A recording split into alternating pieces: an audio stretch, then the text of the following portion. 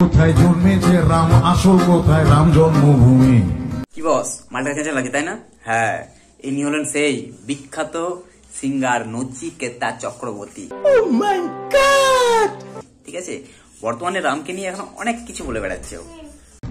এই রাম জন্মভূমি নিয়ে প্রচুর ধ্যাসকালি চলে আমাদের দেশে। কারণ রামের নাকি কোনো অস্তিত্ব নেই, রাম কখনো ধর্মতলাতে, কখনো নাকি অযোধ্যায়। ভাই তুই যে ব্রাহ্মণ, হ্যাঁ তুই ব্রাহ্মণ হয়ে রামের অস্তিত্ব জানিস না? লজ্জাও লাগলে এরকম করে গান তৈরি করতে, এরকম করে বলতে।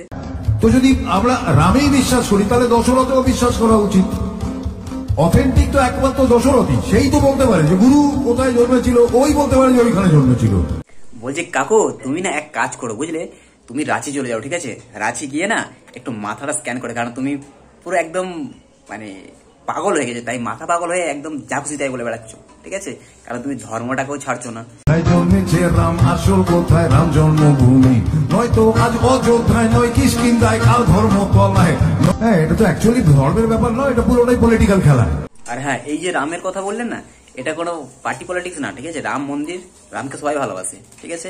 আমি ভালোবাসি। এ দেখো, দেখতে পেয়েছো টুকটা? হ্যাঁ, এই টুকটা এই গিয়ে পুজো দিয়েছিলাম রাম মন্দিরে গিয়ে, বুঝতে পেরেছো? তো সেই জায়গা থেকে একটু ভদ্র হও, একটু ভদ্র হয়ে যাও, বুঝেছো? একটু ঠাকুর ঠাকুর প্রণাম টনাম করো। এমনি করে আর কতদিন চলবে? এমনি তো শুকনো আমচুর হয়ে গেছো, ঠিক আছে? যদিও আমারও কাল ঢুকে গেছে, তো তোমার তো আরো চলে গেছে, কারণ তুমি তো মাতাল। সারা মাতালের কোনো ঠিক আছে? মাতাল চোদা কোথায়